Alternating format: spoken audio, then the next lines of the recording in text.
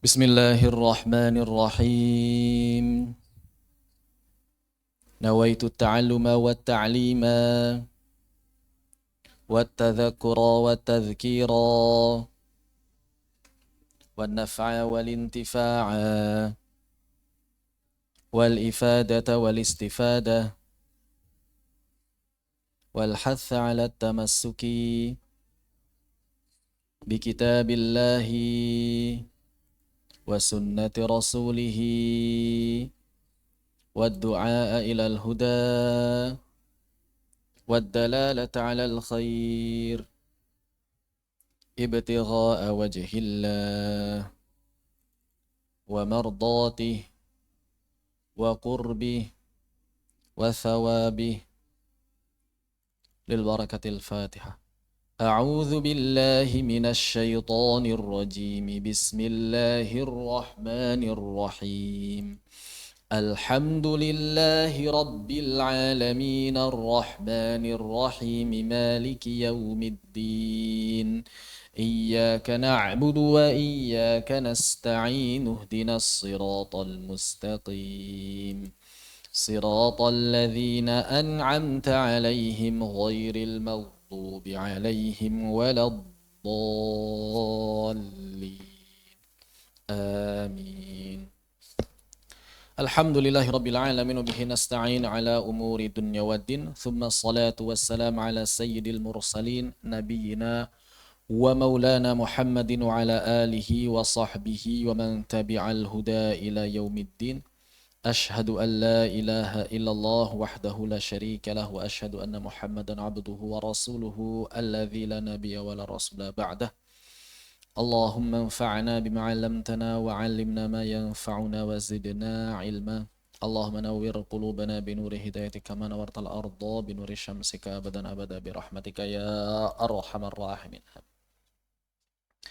Insyaallah hari ini merupakan pertemuan pertama kita dalam pembelajaran pengantar ulumul Quran, karena ini sifatnya pengantar saja. Kalau dibahas satu demi satu jelas membutuhkan waktu yang sangat panjang. Jadi ini sifatnya hanya pengantar saja, sebuah pengantar yang akan memberikan gambaran umum mengenai apa dan bagaimana ulumul Quran. Pengantar ulumul Quran. Di sini ada beberapa file yang sudah dibagikan. Ini adalah file yang pertama. Bagian pertama yang kita bahas adalah mabadi ulumul Quran. Mabadi atau prinsip-prinsip dasar, sebagaimana perkataan para ulama, inna mabadi kulli fanin asyrah, al-haddu wal maudu'u thumma thamrah. Kemudian wa fadluhu nasbatu wal wadi lismul istidari hukmu syari masailun wal ba'du bil ba'di iktafa wa man daral jami'a haza syarafa. Maka berarti kita akan mengawali dari ta'rif terlebih dahulu. Definisi, pengertian ulumul Quran itu sendiri. Ulumul Quran terdiri dari dua kata. Yang pertama kata al-ulum, yang kedua kata al-Quran. Al-ulum dan al-Quran. Biasanya kalau kita membahas sebuah definisi, diawali atau dimulai dari kata yang pertama. Ini kan ulumul Quran. Berarti kata yang pertama adalah al-ulum. Kata yang kedua adalah al-Quran. Namun dalam kitab-kitab ulumul Quran biasanya para ulama justru mengawali definisi dari Al-Quran itu sendiri. Kenapa? Karena kemuliaannya. Jadi sebelum kita bahas apa itu ulumul Quran, kita harus tahu dulu apa itu Al-Quran. Baru kita bisa tahu apa itu ulumul Quran. Jadi apa yang dimaksud dengan Al-Quran? Al-Quran menurut Al-Imam Asy-Syafi'i, Al-Quran itu isim alam. Apa maksudnya? Maksudnya dia bukan pecahan dari kata apapun. Jadi ada yang bilang kan Al-Quran berasal dari kata ini, Al-Quran berasal dari kata itu. Ada yang mengatakan Al-Quran berasal dari kata qara'a. Ada yang mengatakan Al-Quran berasal dari kata qarinah. Ada yang mengatakan Al-Quran berasal dari kata qaran. Tapi kata Imam Syafi'i enggak. Al-Quran tidak berasal dari kata apapun. Dia adalah sebuah nama.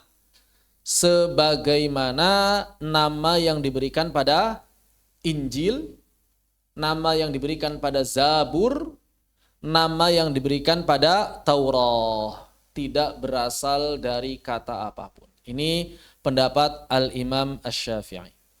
Dan menurut Al-Imam Asy-Syafi'i, cara membaca yang paling fasih bukan Al-Quran, bukan. Tetapi Al-Quran. Jadi cara baca yang paling fasihnya adalah Al-Quran.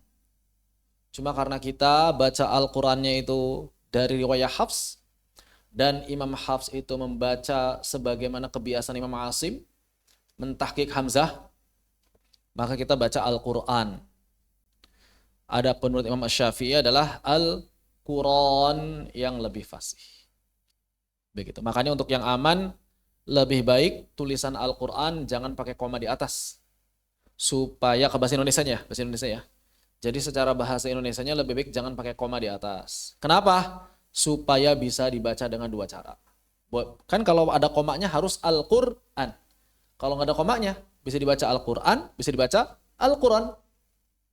Begitu. Seperti itu. Dan secara rosem sama. Mau yang membaca Al-Quran ataupun yang membaca Al-Quran secara rosem tidak ada perbedaan. Tidak ada perbedaan. Sama. Tidak ada perbedaan sama sekali.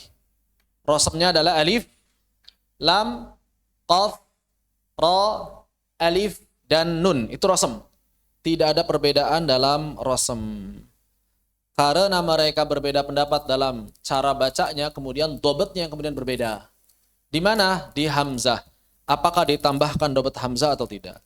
Yang membaca Al-Quran tentu saja ditambah dobet hamzah. Sebagaimana mushaf kita ditambah dobet hamzah karena kita membacanya Al-Quran. Sedangkan mushaf lain, mushafnya Ibnu Katsir misalnya, maka tidak ditulis atau tidak ditambahkan dobet hamzah. Kenapa? Karena mereka membacanya Al-Quran. Seperti itu. Wallahu ta'ala. Dan tentu saja tanda harokatnya jadi berbeda menyesuaikan cara baca.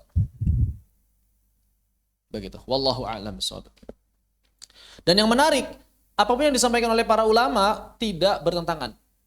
Tidak bertentangan. Jadi ada yang bilang begini asalnya, yang bilang begitu asalnya. Tidak bertentangan. Maknanya saling terkait satu dengan yang lain. Begitu. Wallahu ta'ala a'lam. Ini secara bahasa. Al-Quran secara bahasa. Adapun secara istilah, maka yang dimaksud dengan Al-Quran atau Al-Quran adalah kalamullah. Yang pertama, Al-Quran adalah kalamullah. Jadi kalamnya Allah. Bagian dari sifat Allah. Al-Quran itu kalamullah. Bukan kalam makhluk. Bukan kalam makhluk. Jadi apa yang difirmankan oleh Allah Subhanahu wa taala. Al-munazzal ala nabiyyina Muhammad sallallahu alaihi wa ala alihi wasallam. Yang diturunkan kepada nabi kita Muhammad sallallahu alaihi wasallam. Jadi kalamullah itu banyak. Ada Injil, ada Zabur, ada Taurat, ada suhuf-suhuf. Nah, yang diturunkan pada Nabi Muhammad itu Al-Quran. Sudah cukup sampai di situ? Belum. Kenapa? Karena ada kekhususan lain. Makanya didetailkan. Maka para ulama mengatakan, tadi dikatakan kalamullah al-munazzal ala nabiyina Muhammad sallallahu alaihi wasallam. Kemudian walafzuhu mu'jizah. Atau al-i'jaz bilafzihi. Lafaznya adalah mu'jizat. Setiap lafaznya itu mu'jizat. Al-Quran itu. Setiap lafaznya adalah mu'jizat. Al-i'jaz bilafzihi. Kemudian al-ibadatu bitilawatihi. Dinilai ibadah dengan membacanya. Membacanya adalah ibadah. Membacanya adalah ibadah. An-naqlu bit-tawatur. Dinakalnya, diriwayatkannya sampai kepada kita dengan tawatur. Apa yang dimaksud dengan tawatur? Ini jangan samakan dengan tawaturnya hadis ya. Tawatur ini maksudnya adalah diamalkan oleh banyak orang dan dijaga oleh banyak orang. Diamalkan oleh banyak orang, dijaga oleh banyak orang. Makanya cara baca Al-Quran yang kurang diamalkan itu dinilai syadz. Begitu. Enggak dinilai tawatur lagi. Al-maktubu fil masahif. Ditulis pada mushaf-mushaf. Al-maktubu fil masahif. Ditulis pada mushaf-mushaf. Dengan bahasa apa? Bil lughatil arabiyyah. Dengan bahasa Arab yang fasih. Min awali suratil Fatihah. Dari awal surah Al-Fatihah. Ila akhirin nas. Sampai akhir surah An-Nas. Itulah yang dimaksud dengan Al-Quran. Dan nggak ada lagi yang dipertanyakan. Semuanya sudah terangkum dalam kalimat tersebut. Setiap lafadznya adalah mujizat. Membacanya adalah ibadah. Kenapa membacanya adalah ibadah? Karena ini adalah spesialnya kalamullah. Berbeda dengan hadis.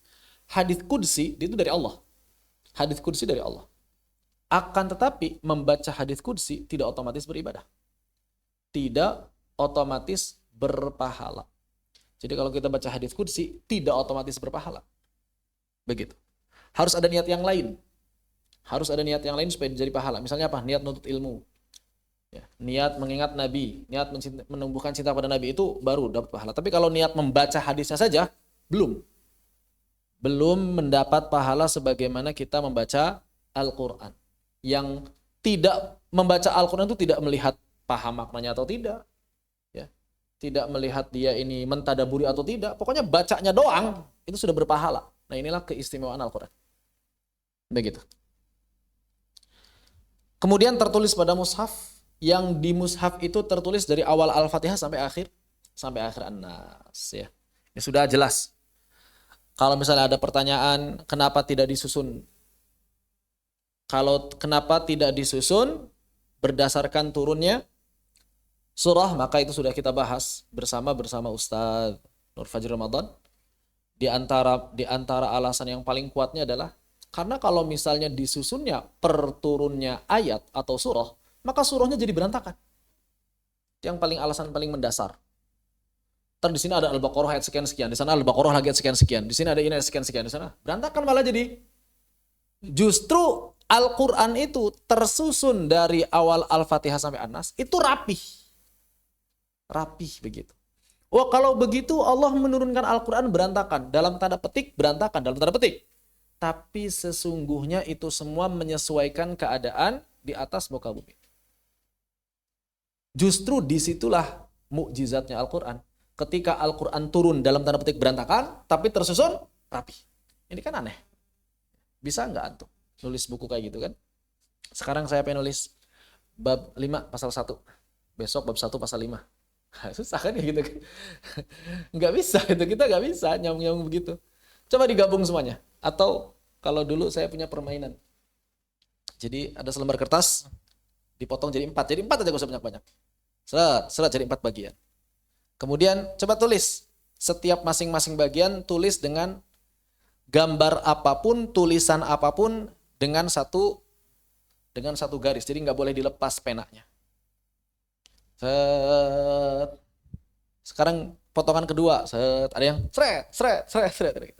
Sekarang sambungkan 4 potongan itu.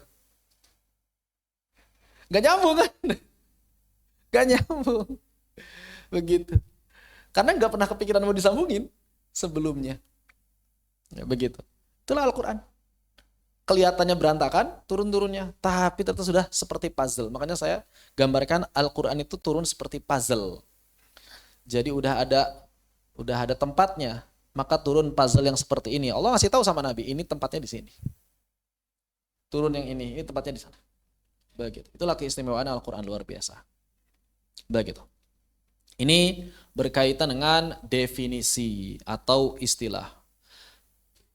Kemudian Al-Quran itu sendiri punya banyak nama.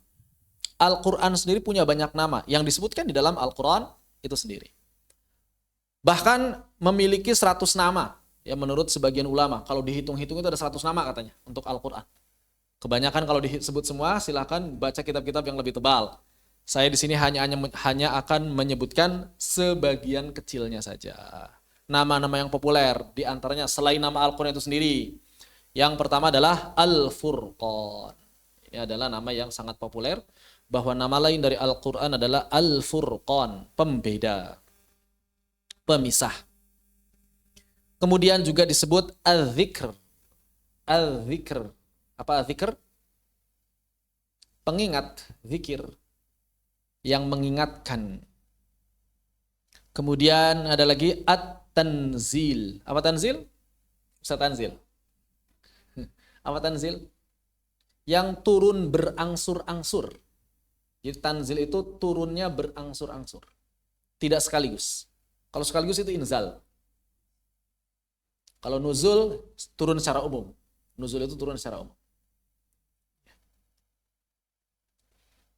Jadi tanzil turunnya berangsur-angsur. Al-Ali, yang tinggi. Ya, Ali, yang tinggi, yang memiliki kedudukan yang tinggi. Al-Majid, yang mulia. Bal huwa Qur'anun Majid. Al-Aziz, yang gagah perkasa. Al-Aziz, yang gagah perkasa. Ini adalah nama-nama Al-Quran yang banyak. Berkata Al-Imam Al-Fairuzabadi, beliau mengatakan, i'lam, ketahuilah, anna kathratal asma'i, bahwa sesungguhnya, kalau ada yang nanya, kenapa Al-Quran punya nama banyak? Karena ternyata kata beliau, banyaknya nama yang melekat pada sesuatu itu tadulu ala syarafil musamma, menunjukkan kemuliaan, keistimewaan yang punya nama tersebut. Au kamalihi fi amrin minal umur, atau karena kesempurnaannya dalam hal-hal tertentu. Amma taro anna kathrata asma'il asadi dalat ala kamali quwatihi. Bukankah engkau mengetahui bahwa dalam bahasa Arab singa itu punya banyak nama? Singa itu namanya banyak. Enggak satu. Kita pun kenalnya Asad. Oh, padahal banyak. Namanya punya banyak. Banyak sekali namanya. Apalagi kalau udah ditambah sama singa kecil, singa betina, singa beda lagi tuh namanya. Beda lagi namanya. Kenapa seperti itu? Karena kata beliau ala kamali quwwatihi.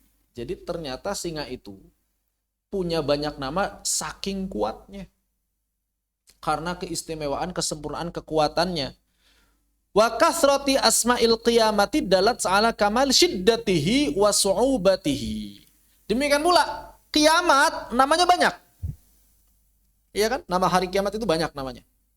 Kenapa? Ternyata menunjukkan apa? Menunjukkan saking kerasnya, dahsyatnya, dan sulitnya manusia menghadapinya. Wa kathrata asma'id dahiyati dalat ala sidati nakatiha. Dan yang namanya, dan kebanyakan, apa istilahnya, dan banyaknya nama kesusahan, bencana, itu ternyata saking besarnya kesedihan, kesusahan yang menimpanya. Begitu. Wa kadzalika kathrata asma'illahi ta'ala, demikian pula banyaknya nama Allah Subhanahu wa taala itu menunjukkan ala kamali jalali uzmatihi, karena kesempurnaan keagungannya. Wa kathrata asma'in Nabi sallallahu alaihi wasallam, dan kesempurnaan dan banyaknya nama Nabi sallallahu alaihi wasallam dalat ala uluwi rutbatihi wa samudarajatihi. Ya, menunjukkan apa? Menunjukkan bahwa Nabi Muhammad itu punya martabat kedudukan yang sangat tinggi. Wa kadzalika kathrata asma'il Quran dalat ala syarafihi wa fadilatihi. Maka demikian pula banyaknya nama-nama yang disandang oleh Al-Quran menunjukkan apa? Menunjukkan kemuliaan dan keutamaannya. Begitu. Allahu Ta'ala. Ini Al-Quran. Mudah-mudahan jadi makin kenal sama Al-Quran, makin cinta dengan Al-Quran. Berikutnya adalah Al-Ulum. Karena kita mau membahas ulumul Quran. Qurannya udah tahu. Oke, Qurannya sudah tahu. Sekarang kita bahas Al-Ulumnya. Apa itu ulum? Maka ulum berasal dari kata al-ilm. berasal dari kata al-ilm. Apa artinya ilm? Ilm itu artinya pengetahuan. Apa sih makna ilm? Apa makna ilm?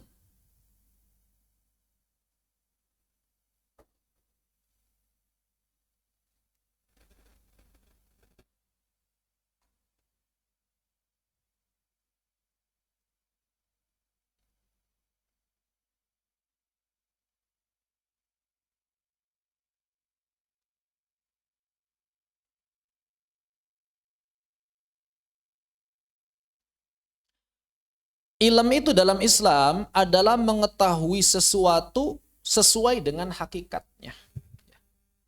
Sesuai dengan hakikatnya.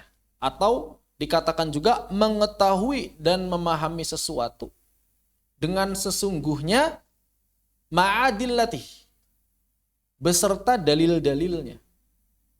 Itu disebut dengan ilm. Adapun secara istilah, kalau kita maksudkan ilmu ini adalah cabang ilmu, maksudnya adalah sekumpulan permasalahan yang terikat dan terhimpun dari satu sisi. Itu cabang ilmu. Begitu. Dalam bahasa Inggris, ilmu itu apa?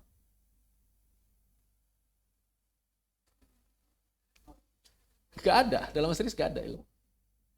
Inggris itu tidak pernah memiliki padanan untuk ilmu. Knowledge itu pengetahuan. Thaqafah. Thaqafah, pengetahuan saja. Pengetahuan mau benar mau salah. Thaqafah, knowledge. Iya kan? Ilmu tentang teori Darwin. Bukan ilmu itu. Thaqafah aja. Karena ilmu itu harus ala haqiqatihi ma'a adillatihi. Ketika antum mengetahui adanya teori evolusi Darwin, ala haqiqatihi? Enggak, dalam Islam bukan ilmu itu, pengetahuan saja. Makanya ada perbedaan mendasar antara sains dengan ilmiah. Logika sains dengan logika ilmiah itu berbeda. Sains hanya membatasi penelitian empiris. Betul ya? Sains itu hanya membatasi pada penelitian empiris. Harus bisa diindra begitu ya. Empiris kan harus bisa diteliti pakai angka-angka dan lain sebagainya. Makanya ketika Guru Gembul debat sama Ustaz Nuruddin gak nyambung. Kenapa gak nyambung? Karena Pak Gembul itu hanya membahas ilmiah dari perspektif barat. Sains tadi harus empiris. Padahal ilmiah itu bukan harus empiris, tapi empiris bagian dari ilmiah. Dalam bahasa Inggris ilmiah apa? Nggak ada. Karena ilmiah berasal dari kata ilmu. Nggak ada dalam bahasa Inggris ilmiah. Jadi kalau misalnya, apakah Allah itu ilmiah? Ilmiah Allah itu. Tapi nggak empiris. Kenapa nggak empiris? Karena bukan raga, bukan jism. Ya, bukan makhluk. Begitu. Tapi ilmiah. Kenapa? Karena dalam Islam, selain ilmu itu bisa didapatkan dengan empiris, juga bisa didapatkan dari dua sumber yang lain. Apa sumber yang lainnya? Pertama adalah al-aqlus sahih, atau logika yang sehat. Logis, masuk akal. Maka segala sesuatu yang masuk akal berarti dia ilmu dalam Islam. Nggak perlu diteliti dulu. Api itu panas, butuh penelitian? Enggak. Logis, api itu panas. Api itu membakar, itu logis. Nggak perlu penelitian. Nah yang ketiga adalah naqlu as-sahih. Al-aqlus salim dan naqlus sahih. Nah itu dua sumber ilmiah lain dalam Islam. Maka Islam itu kapan disebut ilmiah standarnya adalah memenuhi salah satu dari 3 kriteria. Yang pertama, empiris diterima dalam Islam. Kedua, logika, al-aqlus salim, akal yang salim diterima. Dan yang ketiga adalah naqlus sahih, penukilan, baik itu Al-Quran maupun sunnah. Begitu, baru ilmiah. Ya, seperti itu. Jadi bukan cuma harus empiris, keliru. Kalau pertanyaannya, apakah Tuhan empiris? Ya enggak lah. Logis enggak tapi ada Tuhan? Logis. Karena yang namanya akal pasti menuntut pengetahuan segala sesuatu ada kalau ada sebabnya. Dan harus ada sesuatu yang tidak memiliki sebab sama sekali. Itu logis. Itu logis. Karena kalau misalnya harus ada sebabnya terus, ya nggak ada akhirnya berarti. Ujungnya nggak ada. Tapi kalau nggak ada sebab sama sekali, nggak mungkin. Ya. Maka sesuatu yang tidak masuk akal dibuang. Harus ada sebabnya terus. Nggak mungkin. Nggak ada sebab sama sekali, nggak mungkin. Berarti harus ada satu yang mengawalinya. Itulah Tuhan. Sederhana itu. Itu logika yang sehat kan. Orang yang berakal pasti begitu mikirnya kan. Begitu. Apalagi didukung dengan naqlu as-sahih. Seperti itu. Jadi ilmiah itu tidak sama dengan empiris. Makanya nggak akan nyambung. Kalau misalnya kita debat dengan orang-orang kafir. Maka kalau debat dengan orang-orang kafir, jangan sebut ilmiah atau tidak. Logis atau enggak. Karena itu fitrah. Sebetulnya akal yang salim kan fitrah. Akal yang sehat itu fitrah. Maka ketika kita mengemukakan pendapat-pendapat yang sejalan dengan akal yang sehat, sejalan dengan fitrah, mereka nggak butuh penelitian untuk memahami dan meyakini adanya Allah. Begitu. Kalau mereka sudah yakin dengan Allah, maka tinggal dimasukkan pemahaman-pemahaman yang lain. Begitu ya. Adapun yang dimaksud dengan cabang ilmu, kan ada istilah cabang ilmu. Ilmu tajwid, ilmu ulumul Quran, ilmu qiraat, ilmu fiqih, ilmu akidah. Apa itu? Maka maksudnya ilmu itu adalah sekumpulan permasalahan yang terikat, yang punya hubungan satu dengan yang lain. Dan terhimpun dari satu sisi, maka kita melihat dari siapa? Akidah, maka disebut ilmu akidah. Dari si amalan manusia, ilmu fiqih. Begitu misalnya, ya. Itu namanya cabang ilmu. Berarti kalau misalnya seperti ini, yang dimaksud ilmu ulumul Quran itu apa? Kan kebayang. Oh, berarti yang dimaksud ilmu ulumul Quran itu adalah hiya majmu'atul ulumi, sekumpulan ilmu-ilmu allati yang tata'allaku mabahithuha, yang pembahasannya itu berhubungan bil Qur'anil Karim, dengan Al-Qur'an Al-Karim, khassatan, secara khusus. Jadi yang pembahasannya itu berhubungan dengan Al-Qur'an secara khusus. Apanya sih yang dibahas? Maka sebetulnya seluruh bagian dari Al-Quran, ulumul Quran itu. Apa saja? Sawa'un ma yata'allaku bimanzilihi. Ya, bitanzilihi. Yang pertama adalah yang berkaitan dengan tanzilnya, proses turunnya Al-Quran. Ini yang pertama. Itu dibahas. Jadi kalau kita belajar ulumul Quran, pasti bab pertama nanti setelah ini adalah proses turunnya Al-Quran. Begitu. Yang kedua, watartilihi, dan tartilnya. Ini nanti bercabang menjadi apa? Tartilnya bercabang menjadi tajwid dan qiraat. Cuma nggak kita pelajari karena sudah ada bahasan tersendiri. Yang bagian kedua nggak kita pelajari ya. Watadwinihi, penulisannya, kodifikasinya. Nanti akan kita bahas. Ada sejarah periwayatan Al-Quran dari si talaqi dan tadwin. Begitu.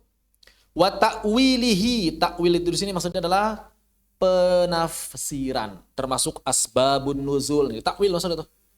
Asbabun nuzul, ya. Kemudian riwayat-riwayat bagaimana cara menafsirkan itu nanti ada kita bahas semuanya. Wa tadlilihi, dan yang paling banyak itu di akhir, di 2 poin terakhir itu yang paling besar sebetulnya.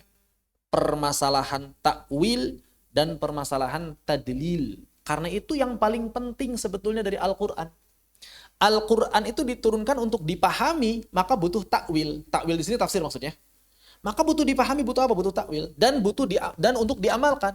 Maka bagaimana kita harus bisa memahami tadlilnya, sisi pendalilannya. Bukan cuma tahu dalilnya apa, tapi maksud dalilnya bagaimana. Karena kadang banyak orang yang salah paham. Masalahnya A, pakai dalilnya B. Nggak nyambung.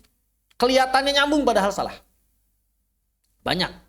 Ya, seperti yang sering saya contohkan, misalnya ada orang yang ditanya, boleh nggak memaksa anak menikah? Ini saya dengar sendiri, ya, dengar langsung, lagi acara TV, Dai TV. Ditanya, boleh nggak memaksa anak menikah? Nggak boleh. Apa dalilnya? La ikraha fiddin. Nah, nggak nyambung. Ini nggak paham tadlil berarti. Nggak paham tadlil. Jadi bukan cuma asal tahu dalil. Dalilnya apa? Dalilnya apa? Percuma tahu dalil kalau nggak paham tadlil. Turuqul istidlalnya bagaimana? Kadang-kadang banyak orang ditanya dalil. Udah dalilnya ini. Cok, sekarang saya tanya, turukul istidlalnya bagaimana? Belum tentu tahu.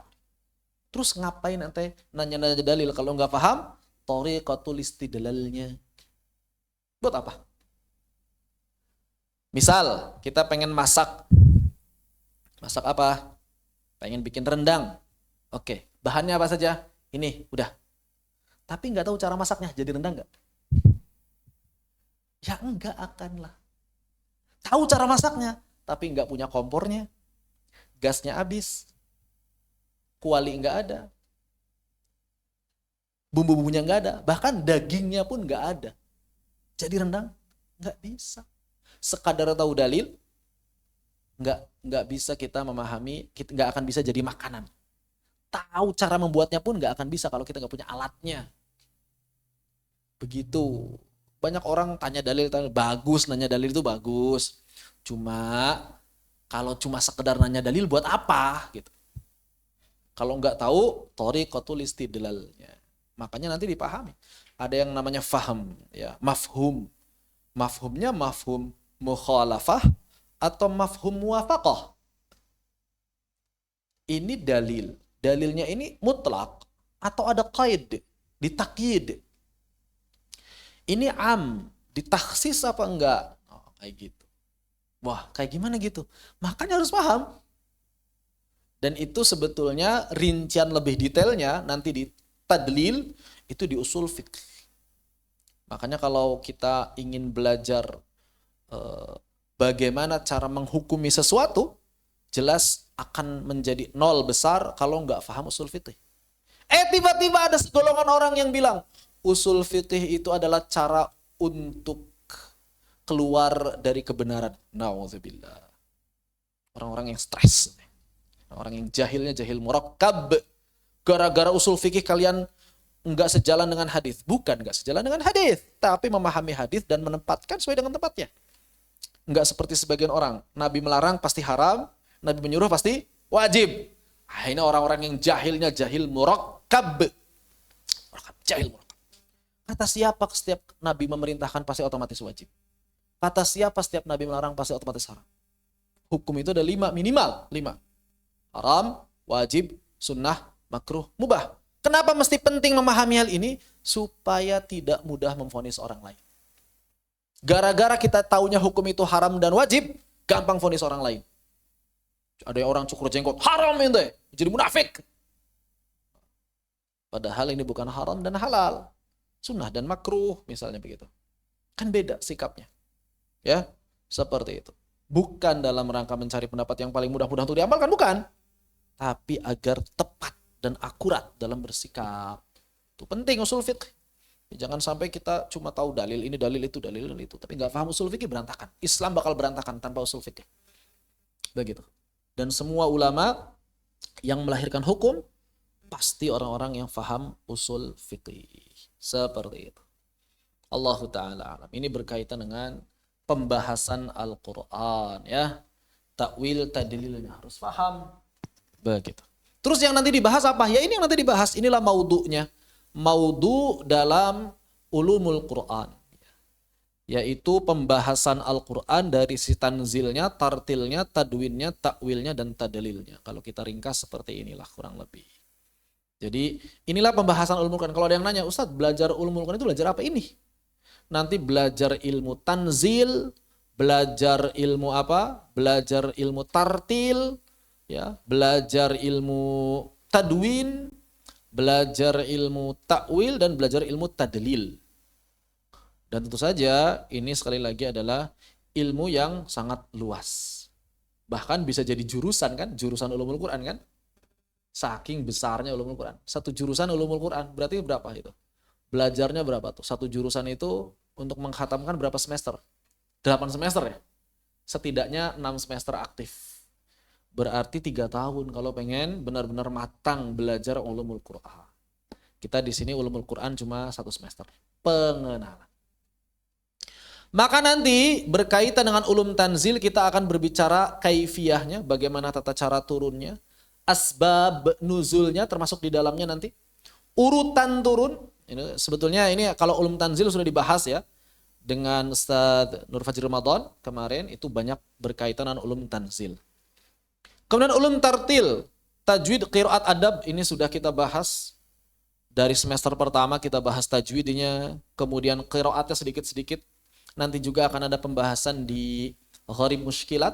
Di Gharib Mushkilat nanti bagian pertamanya itu awal-awal kita akan bahas bagaimana perbandingan qiraat secara umum. Perbandingan qiraat secara umum. Yang walaupun sebetulnya sudah juga kita bahas bahwa ada beberapa qiraat gitu kan segala macam ya. Terus nanti dikhususkan dalam riwayat Imam Hafs. Begitu. Jadi kita bahas dulu qiraat, pandangan qiraat secara umum, kemudian riwayat Imam Hafs secara umum, kemudian jalur Syatibiyah secara khusus. Begitu. Di Gharib Mushkilat. Adab kita belajar At-Tibyan fi Adabi Hamlatil Quran. Begitu malam ini ya At-Tibyan ya. Selasa malam kan At-Tibyan kan? Ya, At-Tibyan. Ntar malam berarti kita belajar At-Tibyan. Ada, sudah. Jadi untuk ilmu tartil kita nggak dipelajari di kelas ini. Kenapa? Karena sudah ada pembahasan tersendiri. Tadwin, nanti kita akan bahas pengumpulan penyusunan Al-Quran, sejarah periwayatan Al-Quran saja. Adapun ilmu rasam dan dobat, itu sudah dibahas dalam kuliah Ulumul Quran bersama Dr. Zainal Arifin Madkur. Dari bahas rasam sama dobat secara umum. Di sini berarti nanti paling sejarah penyusunannya saja sedikit, sebagian. Sejarah periwayatan Al-Quran. Ulum ta'wil. Nah, ulum ta'wil ini ulum yang paling luas. Ya. Ada lughah, bahasa Arab. Harus paham bahasa Arab. Antum belajar nahwu sama saraf. Subhanallah. Balaghah. Kita belum ada nih pelajaran balaghah nih. Harus ada pelajaran balaghah. Ya minimal 1 semester itu ada. Cuma berat. Kalau nggak paham nahwu saraf dulu berat. Jadi harus paham nahwu saraf dulu. Makanya di ilmu Al-Quran dan tafsir, IAT, ada pelajaran nahwu saraf dan balaghah. Begitu. Kemudian dilalah. Dilalahnya di mana belajarnya? Qawaid fiqih dan juga usul fiqih. Harus belajar qawaid fiqih dan usul fiqih. Kemudian qawaid tafsir. Nanti akan kita bahas yang bisa dibahas. Tidak seluruhnya kita bahas secara detail. Poin-poin penting yang bisa kita bahas nanti kita bahas. Begitu. Sebagaimana file yang sudah dikirimkan. Itu ringkasan ya. Semuanya filenya ringkasan. Nanti kalau misalnya ada tambahan-tambahan insya Allah saya perbaharui lagi. Adapun ulum tadlilnya nanti kita bahas ijaz, bayan, dan sudut pandang bagaimana Al-Quran itu bisa melahirkan beberapa sudut pandang yang berbeda. Cara berdalil. Penting sekali cara berdalil. Begitu. Inilah kurang lebih poin-poin pembahasan yang nanti akan kita kaji bersama dalam madah, dalam materi ulumul Quran. Sampai di sini. Apakah ada yang ditanyakan? Disilakan apabila ditanyakan. Sebetulnya yang ideal, ini kalau berbicara ideal ya, yang ideal itu pembelajaran ulumul Quran itu adalah presentasi. Ideal. Jadi antum membahas satu bagian tertentu dipresentasikan. Yang ideal begitu. Cuma kadang dadak nggak mungkin kan? Udah nggak usah. Tapi kalau memungkinkan, kalau memang ada waktu, bisa. Nanti presentasi. Jadi seperti kuliah. Itu ideal tuh. Antum nyari bahan sebanyak-banyaknya, kemudian dipresentasikan. Itu mantap. Begitu, didiskusikan. Karena ilmu yang luas lebih enak seperti itu. Begitu. Kalau begitu pada siap nggak? Tiap pekan ada yang presentasi.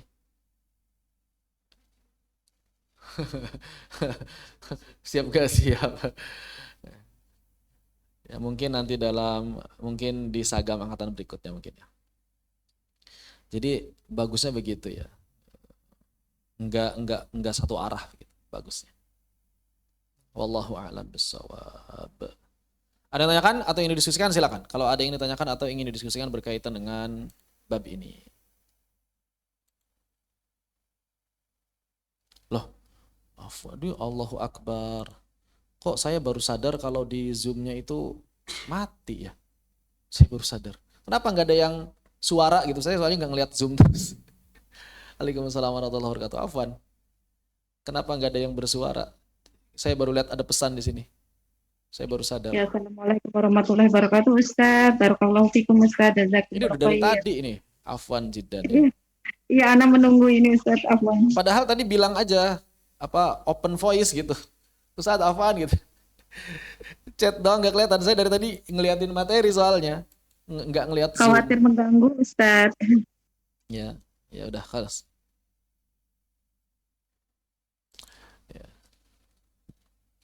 Afwan jidan.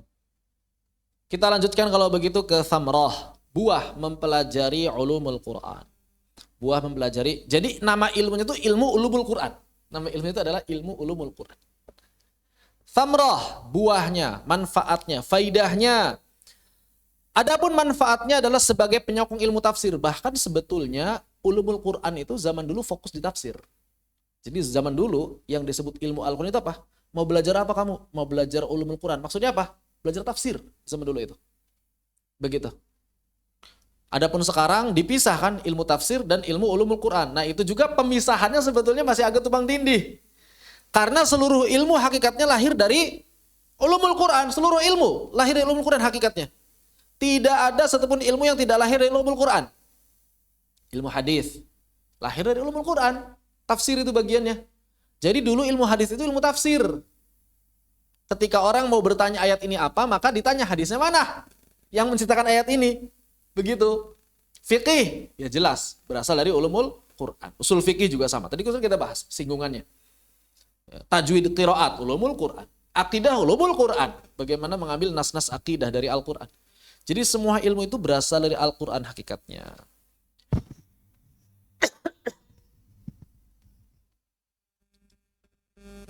Jadi manfaat terbesar dalam perkembangan ilmu ulumul Quran adalah sebagai penyokong ilmu tafsir dalam rangka memahami Al-Quran dengan pemahaman yang benar dan tepat secara komprehensif. Jadi supaya tidak keliru dalam memahami Al-Quran. Karena nanti ada istilah dalam tafsir Al-Quran itu mesti dipahami dengan ayat yang lain. Tafsir ayah bil ayah. Kemudian ada tafsir ayah bil hadis. Dan ada tafsir ayah bil qaulit tabi'in. Bil qaulis sahabah. Terakhir adalah ayah bil qaulit tabi'in. Udah selesai. Enggak boleh ada yang lain. Jadi ayat itu hanya bisa dipahami dengan apa? Ayat. Dengan hadis. Enggak ketemu hadis dengan qaulus sahabat. Enggak ketemu qaulus sahabat dengan qaulus salaf. Udah selesai. Enggak ada lagi. Enggak bisa kita pahami sendiri. Lah terus kalau pengen tadabur gimana? Nah tadabur itu bukan dalam rangka memahami Al-Quran. Jadi tadabur yang paling bagus itu bacanya bukan baca ayat langsung, tapi baca terjemah atau ringkasan tafsir. Kalau pengen tadabur. Kenapa? Karena kalau langsung baca ayat khawatir keliru. Terjemah Al-Quran kita bagaimana? Nah terjemah Al-Quran kita bisa ditadaburi. Kenapa? Karena terjemah kita itu sudah terjemah tafsir. Terjemah tafsiriyah. Dan hampir setiap terjemah di seluruh dunia itu tafsiriyah. Begitu. Jadi bukan langsung baca Al-Quran kita pahami sendiri, bukan. Kenapa nanti berantakan?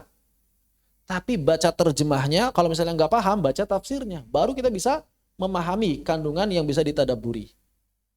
Begitu. Tugasnya ulama menafsirkan ayat supaya nggak keluar dari jalur. Nah tugasnya kita membaca hasil kajian ulama tadi untuk ditadaburi. Begitu. Jangan langsung baca ayat langsung. Baca ayat langsung berantakan. Seperti sebagian orang yang menafsirkan misalnya, wa wajadaka dhallan fahadah. Gara-gara gak baca tafsir tuh. Ada orang yang kemudian memahami Nabi dulu pernah tersesat. Wah, Nabi dulu pernah berada dalam kesesatan. Jadi wajar kalau kita sekarang hari ini masih berada dalam kesesatan. Gak apa-apa. Yang penting ada niat buat hijrah. Nabi pun dulu pernah berada dalam kesesatan. Wah, kurang ajar ini kan. Kan bisa jadi mentadaburnya seperti itu. Ya Allah, saya dulu berada dalam kesesatan. Pas baca ayat, oh Nabi juga dulu dalam kesesatan. Wah, gitu kan. Ditadaburi akhirnya sebenarnya bagus, bikin dia hijrah, tapi nggak begitu cara memahaminya, itu salah. Misalnya seperti itu, ya. Jadi jangan sampai mentadaburi ayat itu langsung dari Al-Qur'annya, karena nanti khawatirnya keliru. Terus bagaimana? Baca terjemahannya itu paling minimal. Lebih bagus lagi baca tafsir. Terjemah tafsir kan banyak. Ibnu Katsir sudah ada terjemahannya. Gratis lagi di Play Store, tinggal dibuka. Paling buka iklan doang sebelumnya. Di Play Store gratis terjemah tafsir Ibnu Katsir ada, tinggal dibaca. Saya kalau ada yang nanya-nanya ayat itu buka itu aja. Begitu. Oh, cuma kalau misalnya kan kadang-kadang terjemahan itu kok kayak nggak enak terjemahnya, baru buka aslinya. Oh, maksudnya begini. Begitu. Jadi yang namanya mentadaburi Al-Quran itu harus apa? Harus dengan pemahaman yang benar. Bagaimana caranya? Lihat tafsir. Jangan langsung memahami Al-Quran dengan pemahaman sendiri. Bisa buat tadabbur, bisa bikin kita nangis, tapi kalau salah kan percuma. Seperti itu. Termasuk misalnya ketika sebagian orang yang banyak menceritakan kisah Nabi Yusuf gitu kan. Jangankan kita, Nabi Yusuf saja mau gitu kan ya. Ketika digoda oleh Zulaikha, padahal kan enggak seperti itu. Konteksnya tidak seperti itu. Begitu. Nah ini hal-hal seperti ini yang harus kita mulai benahi. Jadi ketika kita ingin mentadaburi Al-Quran, jangan langsung ambil kesimpulan sendiri. Kemudian menambah pengenalan kita terhadap Al-Quran yang dengannya semoga bertambah kecintaan dan keimanan terhadap Al-Quran. Semakin kita mengenal seseorang, kita semakin sayang, semakin cinta. Maka semakin mengenal Al-Quran, semoga makin sayang, makin cinta Al-Quran. Begitu ya. Karena kalau kita sudah bisa mulai mentadaburi Al-Quran, itu akan lebih nikmat membaca ayat itu. Banyak orang hari ini ada istilah tahsinul ada, ya, memperbaiki ada dalam membaca Al-Quran. Mereka belajarnya apa? Mereka belajar bagaimana cara naber di sini, naber di sana. Itu nggak penting belajar naber itu. Kenapa? Karena kalau misalnya kita memahami kandungan ayat Al-Quran, nggak belajar naber pun, otomatis kita tahu di mana kita harus meninggikan irama, meninggikan nada, di mana kita harus merendahkannya, di mana kita harus memisah dua kata. Tapi karena kita nggak paham bahasa, bingung kan akhirnya. Belajar naber kayak gitu repot. Yang paling enak itu bagaimana? Fahami ayatnya. Kita nanti membaca sesuai pemahaman tersebut. Otomatis. Maka kalau misalnya kita lagi talaki atau sebelum talaki, persiapan jangan cuma nyiapin hafalan. Tapi nyiapin juga, baca juga terjemahan. Supaya ketika nanti pas baca itu ingat. Oh, yang saya baca adalah berbicara mengenai A. Yang saya baca adalah berbicara mengenai B. Itu tambah nikmat ketika sholat apalagi. Kenapa? Karena kita tahu yang dibaca ini adalah menceritakan A, ini menceritakan B. Sehingga bisa tahu intonasi ketika tinggi itu adanya di kata apa, karena kita ingin menekankan ayat tertentu misalnya begitu. Merendah itu adanya di mana? Apakah dia kalimatnya kalimat tanya? Apakah dia kalimatnya kalimat yang tegas, pernyataan yang tegas? Kan beda intonasinya nanti. Begitu ya. Seperti itu. Wallahu ta'ala. Seperti misalnya baca alam nashrah laka sadrak. Itu kurang pas. Kenapa? Karena pertanyaan. Alam nashrah laka sadrak. Kurang pas. Dengan apa? Dengan maknanya. Apa artinya? Bukankah nashrah, kami telah melapangkan dadamu, begitu kan? Kalau terjemahkan, bukankah kami telah melapangkan dadamu? Bukankah kami telah melapangkan dadamu? Kan gak enak. Ya, alam nashrah laka sadrak. Nah, baru, oh iya, ada unsur tanyanya itu tegas. Alam nashrah laka sadrak. Baru kerasa. Alam nashrah laka sadrak. Seperti selesai, tuntas gitu kan. Gak pas. Ini nggak perlu dipelajari. Oh berarti kalau pas baca ini turunin, dinaikin adanya, bukan turunin. Bukan gitu. Ketika kita memahami ayat, otomatis ngikutin itu. Iramanya otomatis ngikutin. Ya karena kita paham ayatnya. Tapi kalau nggak paham ayatnya, mau dilatih, ninggiin di bawahnya, berantakan nanti juga lupa lagi nantinya. Karena harus dihafal kan. Tapi kalau paham ayat kan nggak butuh dihafal. Kita tahu maknanya. Karena kita tahu maknanya, jadinya bacanya pun ngikutin makna. Bukan ngehafal ayat ini, ayat pertamanya harus naik, ayat ini, ayat keduanya harus turun. Itu mah capek gitu, ngapalin kayak gitu mah. Capek lah. Antum bayangin 6.236 ayat. Harus dihafalin begitu. Aduh, repot lah. Itu ayat, belum lagi per kata. Katanya berapa kata tuh Al-Quran. Maka yang paling mudah adalah mempelajari makna. Kalau kita mempelajari makna, nggak perlu lagi menghafal naik turunnya nada di mana. Itu sesuai dengan tadaburnya kita terhadap makna tersebut. Nah, begitu. Jadi inilah pentingnya ulumul Quran, ya, seperti itu. Baik. Kemudian fadl dan nisbahnya, keutamaan dan sandarannya atau korelasi dengan bidang ilmu yang lain. Jelas dari sisi keutamaan, ilmu ulumul Quran merupakan ilmu yang sangat memiliki keutamaan yang besar, fadilahnya sangat besar. Kenapa? Karena berhubungan langsung dengan kalamullah. Berhubungan langsung dengan kalamullah. Apa kalamullah aja? Firman Allah subhanahu wa ta'ala. Bukan kalam makhluk. Maka segala ilmu yang berhubungan dengan Allah pasti mulia. Ini catat nih. Segala ilmu yang berhubungan dengan Allah pasti mulia. Jadi dalam Islam gampang. Kalau kita pengen tahu ilmu mulia atau enggak, lihat aja. Ilmu ini bisa nambah dekat kita dengan Allah atau enggak. Semakin nambah kita dekat dengan Allah, maka semakin mulia. Semakin membuat kita jauh dari Allah, semakin hina. Itulah ilmu dalam Islam. Adapun nisbahnya, maka ulumul Quran merupakan salah satu cabang ilmu syar'i yang berakar dari ilmu tafsir. Seperti yang saya sampaikan, ulumul Quran sama tafsir itu dulunya satu. Kemudian menjadi cabang ilmu tersendiri dan menjadi induk bagi beberapa cabang ilmu yang lain. Seperti lahir ilmu tajwid, ilmu qiraat, ilmu rasam, ilmu dhabat, waqaf, ibtida. Itu kan dari ulumul Quran asalnya. Ya, dari ulumul Quran lahir dari cabang bercabang lagi menjadi ilmu-ilmu yang banyak. Begitu.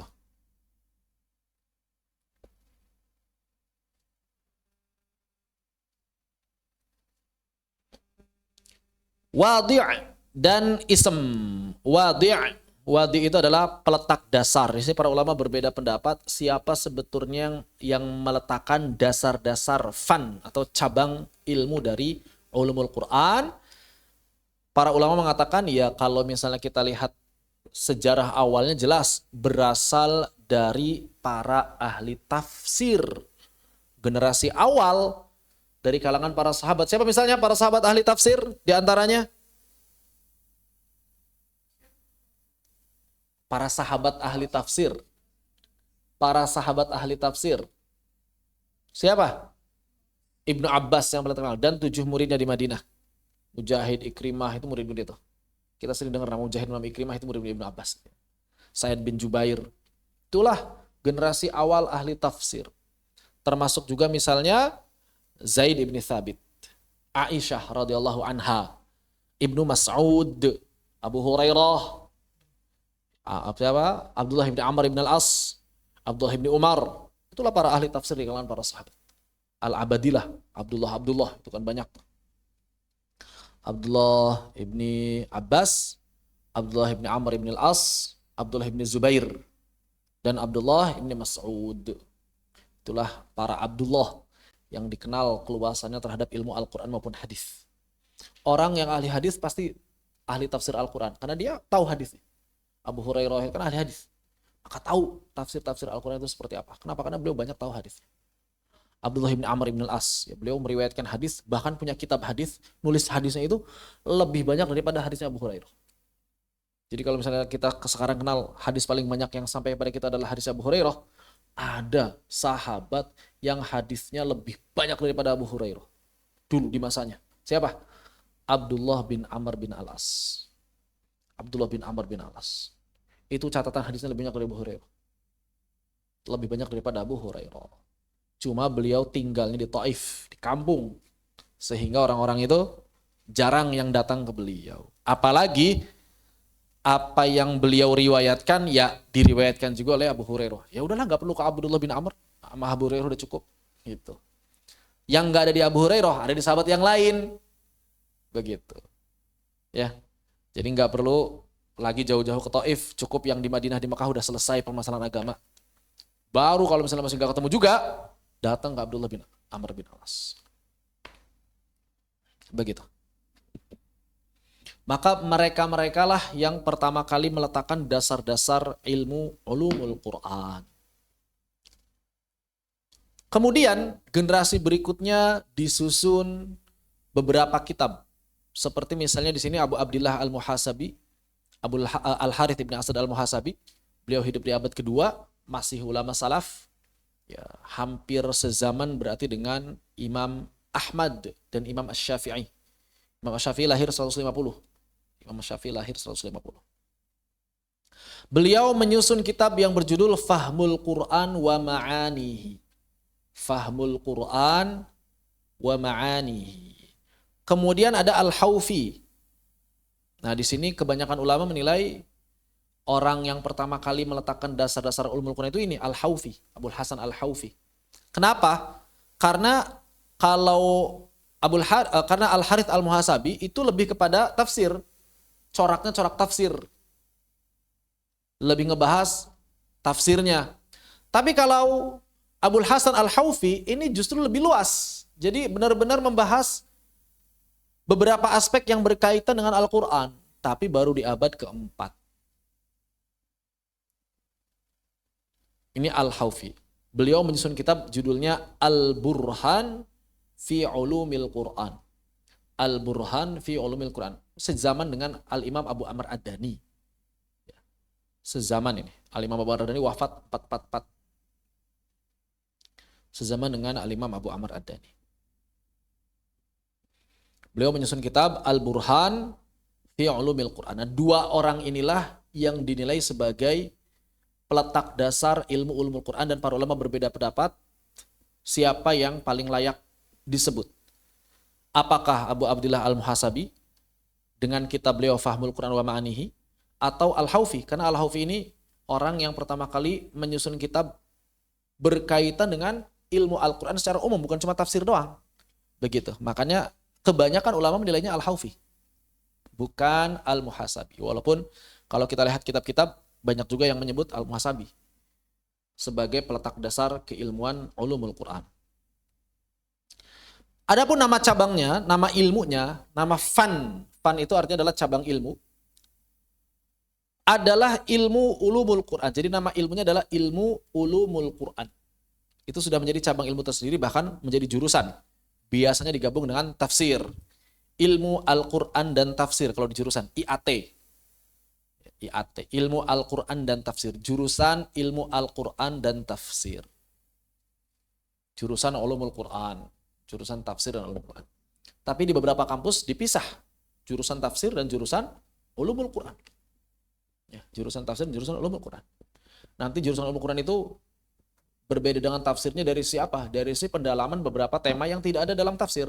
Seperti tajwid, qiraat, rasm, dobat, kan nggak ada di tafsir. Ya, begitu. Itu kalau misalnya tidak ingin digabung dengan tafsir. Sedangkan tafsir fokus pada pemahamannya saja. Kemudian al-istimdad wal hukm.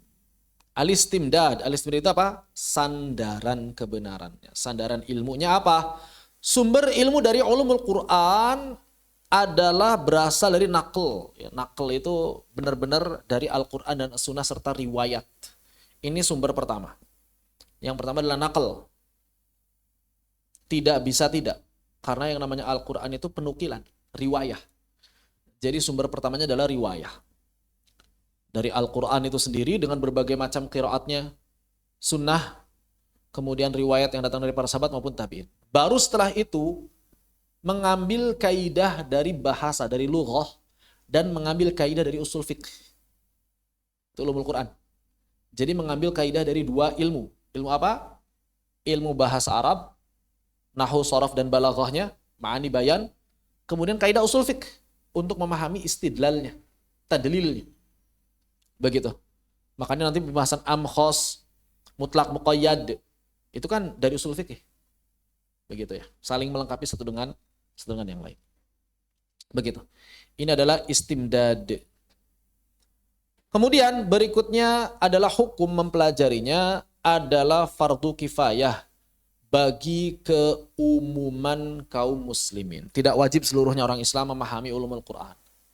Tapi fardu ain bagi para aktivis Al-Quran. Tapi kalau kita sudah terjerumus, ya, nyemplung dalam dunia Al-Quran, ya aib. Bahkan bisa jadi haram kalau enggak belajar ulumul Quran. Minimal pengantarnya. Bisa jadi haram. Bagaimana mungkin guru Al-Quran enggak faham misalnya asbabun nuzul sebagian ayat, enggak faham tanzilul Quran. Katanya guru Al-Quran. Katanya santri Ma'had Ulumul Quran Indonesia. Masa enggak paham ulumul Quran? Fardu ain lah buat antum lah. Iyalah. Namanya santri mukri ya fardu ain belajar ulumul Quran. Makanya ini jadi kurikulum yang tidak terpisahkan. Begitu. Jadi semester pertama kan tajwid. Karena memang fokusnya buat mempelajari dan mengajarkan ilmu tajwid. Kedua, fokusnya udah beda dari semester kedua ini. Semester kedua ini sudah lebih luas. Sekarang kita bahas ulumul Quran. Besok kita bahas riwayat Hafs secara umum dan Syatibiyah secara khusus. Kemudian Al-Mufid. Nah di Al-Mufid ini judulnya Al-Mufid fi ilmi tajwid. Tapi nanti akan banyak bersinggungan dengan ilmu qiraat. Makanya kalau misalnya nanti belajar Mufid butuh konsentrasi tinggi. Karena ada banyak singgungan dengan ilmu qiraat. Jadi nggak ngebahas tajwid secara umum, tapi ngebahas juga misalnya dalam qiraat ini di bagaimana, dalam riwayat ini bagaimana, ini sahnya di riwayat ini, sahnya di riwayat itu. Begitu. Jadi nggak cuma tajwid seperti yang kita kenal bersama. Makanya kenapa itu juga, kenapa Al-Mufid juga masuk dalam kurikulum. Karena sebagai persiapan bagi antum sekalian yang ingin memperdalam ilmu qiraat. Jadi enak. Kalau udah belajar ulumul Quran, udah belajar nanti gharib, belajar Al-Mufid ketika masuk qiraat itu nggak kaget. Karena pengenalannya sudah ada. Begitu. Masail, permasalahan-permasalahan. Tadi sudah dibahas juga ya. Masalah-masalahnya atau bab-babnya biasanya pertama adalah dimulai dari nuzulul Quran. Ini yang akan dibahas nanti permasalahan wahyu, maki madani, asbabun nuzul. Kemudian juga masalah kodifikasi sejarah periwayatan Al-Quran. Biasanya susunan babnya biasa begini. Dari nuzul Quran, kodifikasi Al-Quran. Periwayatan Al-Quran, permasalahan rasam dan dabat. Kemudian 7 huruf dan qiraat. Permasalahan apa itu 7 huruf qiraat itu dalam kitab-kitab ulumul Quran dibahas panjang lebar. Cuma tentu di sini nggak akan banyak kita bahas ya. Nah ini nanti filenya file yang sejarah periwayatan Al-Quran nih. Kodifikasi Al-Quran, 7 huruf dan qiraat itu file di sejarah periwayatan Al-Quran. Kemudian kaidah-kaidah tafsir, qawaidut tafasir, permasalahan lughah balaghah, muhkam mutasyabih, nasih mansuh. Itu penting juga nasih mansuh. Kalau nggak paham nasih mansuh, kita akan mengira sebuah hukum itu masih berjalan padahal sudah tidak berjalan. Sebagaimana kita mengira hukum ini sudah tidak berjalan padahal masih berjalan. Ya. Mutlak muqayyad, mantuq, mafhum, am dan khas. Ada mantuq, ada mafhum, bukan mantuq. Ada mafhum, kemudian ada am, ada khas. Termasuk masih banyak orang yang belum bisa membedakan antara am, khas, mutlak, muqayyad. Pernah belajar nggak am, khas, mutlak, muqayyad? Apa bedanya? Am sama khas, mutlak, muqayyad. Ya. Am dan khas, mutlak, muqayyad. Ini kadang-kadang banyak orang yang bingung. Mutlak, muqayyad. Mutlak diqaid. Ini am dikhususkan. Gimana maksudnya ini? Nah, ini penting. Gitu ya. Kemudian ijazul Quran. Berkaitan dengan amsal, qasas, pengetahuan umum ini. Cuma ijazul Quran zaman sekarang ini kebanyakan ada unsur-unsur apa? Unsur cocoklogi. Ya. Ayat-ayat yang disebut ayat mukjizat, dicocoklogi. Tapi memang yang menariknya, ya cocok aja gitu. Seperti misalnya persentase bumi dan air di atas muka bumi ini. Persentase darat dan air. Daratan dan lautan. Daratan dan air di atas muka bumi. Persentasenya berapa? Tahu nggak? Persentase antara daratan dengan perairan di atas muka bumi ini. Berapa banding berapa? 70-30. Lebih presisi lagi 7128, sekian. 71, sekian, 28, sekian. Ternyata ada yang ngecek berapa kali kata air diulang dalam Al-Quran. Itu 71. Dan berapa kali kata Al-Quran diulang dalam kata darat diulang dalam Al-Quran itu 28. Atau 29. Pokoknya presisi sekali. Kok bisa begitu? Ya, kan ada unsur cocok loginya ya. Tapi emang cocok gitu. Tapi emang cocok. Itulah menariknya. Jadi Al-Quran itu dicocok-cokinya cocok. Karena ijaz memang. Ada unsur ijaznya. Cuma kadang-kadang ada yang terlalu memaksakan ya. Karena kadang-kadang kalau masalah letak ayat segala macam kan tiap qiraat bisa beda-beda. Nah, ini kadang-kadang nggak nyambung. Ya ini kan riwayat Hafs. Tapi riwayat yang lain belum tentu nyambung. Kadang-kadang begitu. Itu yang harus diperhatikan. Jadi jangan juga segala macam dicocok-cocokin. Nggak bisa juga. Jadi kurang lebih seperti ini. Biasanya susunan di kitab-kitab ulumul Quran. Begitu. Lalu bagaimana perkembangan cabang ilmu ulumul Quran dari masa ke masa? Di bagian terakhir yang kita bahas kesempatan kali ini. Kalau masih ada waktu baru nanti kita lanjutkan. Oh, terakhir ini tafsir dan terjemah ya. Tafsir dan terjemah Al-Quran ini nanti kita bahas perkembangannya saja sedikit. Lalu bagaimana perkembangan Al-Quran, perkembangan ilmu ulumul Quran dari masa ke masa? Maka pada awalnya ulumul Quran tumbuh melalui talaki dari lisan Nabi kepada para sahabat. Jadi para sahabat itu kalau setoran baca Al-Quran, mereka otomatis mentalakikan tafsirnya. Jadi kalau mereka nggak paham ini maksudnya apa, maknanya apa Nabi, maka Nabi langsung menafsirkan. Ini maknanya adalah A, ini adalah maknanya B, ini adalah maknanya C. Begitu. Nah itulah yang dibawa oleh para sahabat. Itu yang dibawa oleh para sahabat. Atau misalnya sahabat yang lain menceritakan, ayat ini bercerita tentang A. Nah begitu. Ayat ini turun gara-gara A. Saya menyaksikannya misalnya begitu. Nah, berarti jadi ilmu asbabun nuzul. Begitu. Jadi talaki. Murni talaki. Tidak dicatat. Baru abad kedua dikodifikasi. Kodifikasi itu dihimpun. Riwayat-riwayat yang ada tadi. Tapi dihimpunnya di mana? Di kitab-kitab hadis. Jadi dalam hadis, kalau antum misalnya lihat kitab-kitab hadis, pasti ada bab apa?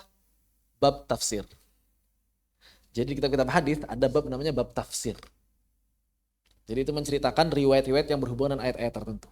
Mau Bukhari, Muslim, Tirmidzi, Muwatta itu ada bab tafsir. Begitu. Jadi penafsiran terhadap ayat. Zaman dulu ilmu Al-Qur'an dicatatnya di sana, di hadis. Begitu.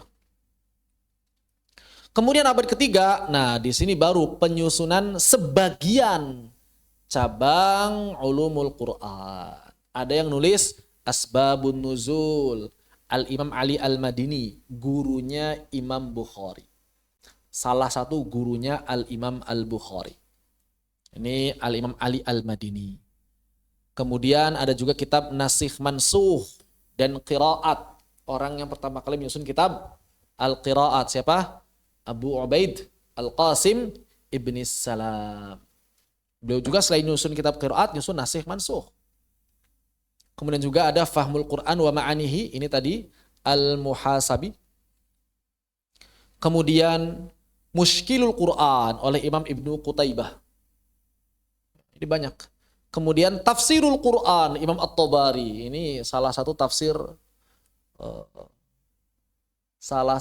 yang paling kaya isinya. Kenapa disebut paling kaya isinya? Karena berbagai macam riwayat ada di sana. Cuma kekurangannya adalah bagi pemula itu akan sulit membedakan mana riwayat yang sahih, mana riwayat yang tidak sahih. Makanya Ibnu Katsir itu menyeleksinya secara tidak langsung. Sebetulnya tafsir Ibnu Katsir itu secara tidak langsung itu ringkasannya tafsir Tabari. Sebetulnya. Karena riwayatnya rata-rata ngambil dari sana. Secara tidak langsung tapi. Karena kadang ada yang di Tabari kecil, Tabari bahas sedikit, Ibnu Katsir bahas panjang. Jadi pijakan awal itu dari Tabari, Ibnu Katsir itu tafsirnya. Pijakan awalnya itu dari tafsir At-Tabari. Kenapa? Karena tafsir Tabari kalau sebagian guru kami bilang tafsir Tabari itu seperti pasar. Seperti pasar tafsir Imam Tabari itu. Tahu pasar? Di pasar itu segala macam ada. Barang baik, barang jelek pun ada. Barang asli, barang palsu pun ada. Itulah pasar. Jadi kalau kita nggak paham barang, ya pasti bakal beli barang palsu. Nah itulah Imam Tabari. Imam Ibnu Katsir menyeleksinya. Begitu. Kemudian abad keempat, nah di sini baru mulai makin banyak dihimpun cabang-cabang ilmu tadi, misalnya Al-Hawi fi Ulumil Quran oleh Muhammad Al-Marzuban, kemudian Ulumul Quran oleh Abu Bakar Al-Ambari, kemudian Gharibul Quran oleh As-Sijistani, dan Al-Istighna fi Ulumil Quran oleh Muhammad Al-Afudi. Ini digabungin nih, masalah asbabun nuzul, ada qawaid tafsirnya sudah mulai digabung-gabungin, sudah mulai dikombinasi oleh para ulama. Begitu. Kemudian juga ada pendalaman-pendalaman Ijaz fi Ulumil Quran Abu Bakar Al-Baqillani, kemudian I'rabul Quran Al-Haufi, kemudian Amsalul Quran Izzuddin Ibn Abdissalam Sultanul Ulama, kemudian ilmu qiraat dan Jamalul Qurra oleh Al-Imam As-Sakhawi, muridnya Imam Asy-Syatibi. Jamalul Qurra dan ilmu qiraat ini termasuk salah satu cabang ulumul Quran yang juga bagus, namun sedikit yang mengkajinya. Ya, masih sedikit yang mengkaji nih, kitab Jamalul Qurra. Kemudian, menurut Al-Imam Az-Zarqani, atau ada juga yang mengatakan Az-Zurqani, dalam kitab Manahilul Irfan, itu telah dirangkum oleh Ali Al-Haufi dalam Al-Burhan fi Ulumil Quran, yang terdiri atas 30 jilid. Karena alasan itulah para ulama mengatakan beliaulah al-wadi' yang sesungguhnya. Karena Imam Al-Haufi itu telah menyusun sebuah kitab 30 jilid yang mencakup, yang merangkum seluruh cabang-cabang ilmu Al-Quran yang ada sebelumnya. Kan sebelumnya terpisah-pisah tuh cabang ilmu Al-Quran. Ada yang bahas bagian ini saja, ada yang bahas bagian itu saja, ada yang bahas bagian A-nya saja, B-nya saja, C-nya. Nah, beliau ngumpulin dari A sampai Z. Sampai terkumpul sebanyak 30 jilid. Subhanallah. Jadi para ulama zaman dulu kalau nulis kitab nggak tanggung-tanggung, 30 jilid. Antum sudah berapa jilid? Ayo, mulai nulis sekarang. Manfaatkan AI kalau zaman sekarang itu. Manfaatkan AI, ChatGPT misalnya. Nggak perlu yang berbayar, yang gratis pun bisa. Kan cuma ada ini aja batasan waktunya kan. Misalnya antum buka diskusi dulu. Jangan buatkan aku tulisan, jangan begitu. Itu adalah cara memanfaatkan ChatGPT yang keliru. Karena nanti bahasanya bahasa robot, beda. Curhat dulu sama ChatGPT-nya.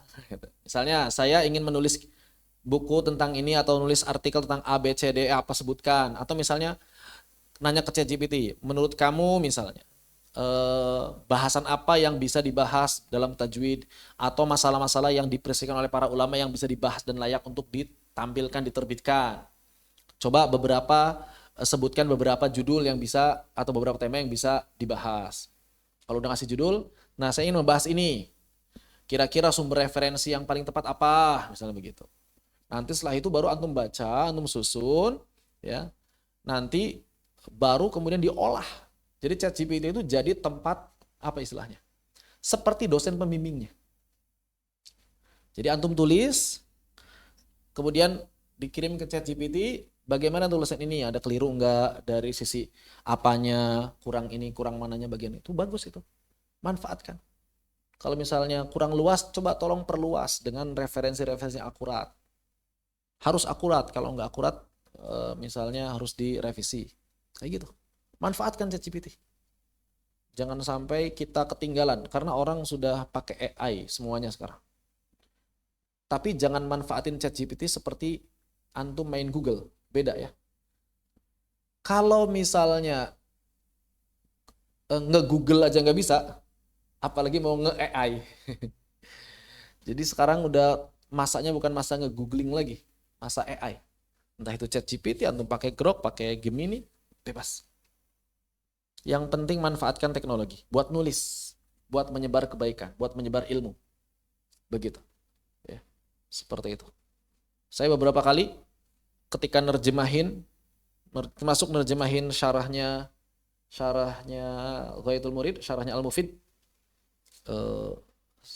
bab terakhir ini karena saya ingin efisien, udah aja collab sama ChatGPT. Tapi kalau bab pertama sampai akhir karena itu dari dulu udah lama, enggak. Cuma saya minta ke ChatGPT dengan gaya bahasa dan gaya tulisan yang sama dengan apa yang pernah saya terjemahkan. Jadi saya kirim contoh terjemahan saya. Kemudian dia bisa niru gaya itu. Jadi enggak kayak robot nerjemahin, bagus. Begitu. Cuma kalau misalnya ada salah saya protes juga. Ini nerjemahin bagiannya mana ini enggak bener nih. Karena kadang-kadang dia kalau dikirim file kebanyakan suka bingung dia. Jadi kitanya harus teliti. Kalau nggak teliti, ya kita bakal dibodohin sama dia. Jadi menurut kita harus ngejaga. Ini kayaknya nggak cocok kalimatnya. Nanti kalau ada kalimat begini lagi, terjemahinnya jangan pakai kata ini, tapi pakai kata ini. Nah itu. Buat membantu. Kalau antum nggak bisa nerjemahin sama sekali, antum dibodohin terus nantinya. Buat membantu. Karena kadang dia ngasih terjemahan itu yang sesuai dengan keinginan dia kan. Tapi nggak sesuai ini dengan keinginan kita. Maka keinginan kita harus didahulukan. Jadi harus berani ngelawan juga dengan ChatGPT itu. Kalau misalnya antum nggak ngelawan, antum bakal dibodohin. Dulu pernah saya diskusi masalah ittiba atau itiba ya, melepaskan kain ihram sebagian. melepaskan kain ihram sebagian ketika tawaf dan sa'i. Nah, sebagian ulama kan berpendapat ketika tawaf saja, ketika sa'i mah enggak. Sa'i ditutup semuanya. Dalam mazhab Syafi'i enggak, harus diitiba tetap. Tapi ada sebagian orang yang ngotot. Kata siapa? Dalam mazhab Syafi'i juga harus ditutup. Apa? Mana keterangannya? Dia ngirim keterangan tuh. Kata Imam Nawawi begini, di kitab apa ini? Al-Majmu'. Mana saya nggak ketemu halaman berapa? Ternyata dia nanya ChatGPT. Jadi setelah ditelusuri itu bukan dari kitab, tapi dia ingin ChatGPT menampilkan keterangan yang mirip bahasanya Imam Nawawi mendukung pendapat dia. Bisa. ChatGPT bisa nipu gitu. Entah dia memang nggak paham atau dia sengaja buat nipu. Tapi keliru, hati-hati. Saya juga beberapa kali diprotes ChatGPT itu. Dari mana ini penjelasan ini? Gak ada ini penjelasan ini. Oh iya maaf, gitu. Terima kasih telah koreksi. Kayak itu biasa ChatGPT kan. Begitu, jadi manfaatkan. Nulis buku sebanyak-banyaknya. Terlalu banyak masalah yang masih bisa kita bahas. Begitu. Jadi jangan sampai kemudian kita nggak pernah menghasilkan satu karya pun di atas muka bumi ini. Kalau yang antum jago bahasa Inggris mah sebenarnya harapannya langsung pakai bahasa Inggris bikin bukunya. Kenapa? Karena pakai bahasa Inggris akan dibaca oleh seluruh manusia di atas muka bumi. Begitu. Termasuk kenapa saya juga kemarin coba buat nyusun kitab pakai bahasa Arab. Supaya bisa dibaca oleh seluruh manusia.